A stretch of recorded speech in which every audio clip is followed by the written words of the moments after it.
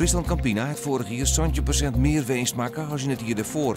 De winst is gegroeid naar 264 miljoen euro. Ik de omzet die omheeg van 9,6 miljard naar 10,3 miljard. Het kwam vooral door groei in Azië.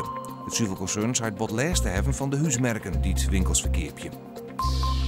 De Hendrik Algrawij bij Gautum heeft vanmorgen urenlang dicht west na een ongeluk. 3 personenauto's, een busje en een vrachtwagen kwamen mij in botsing. 2 mensen bij mij lichte verwoestingsoorbracht naar het ziekenhuis. De Moerspits roem finaal verst.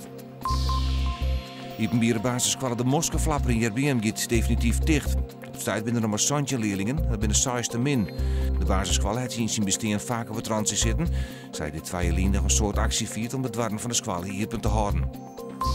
Omroep Friesland heeft juist op het jaarlijkse congres van regionale omroepen de Gouden NL Award won. Dat is de prijs voor de beste regionale radio- en televisieproductie. De omroep won mij een reportage over de allerlaatste fietsers van de Alversterrentocht. Ik liet er een prijs voor de Scootsie-programma's.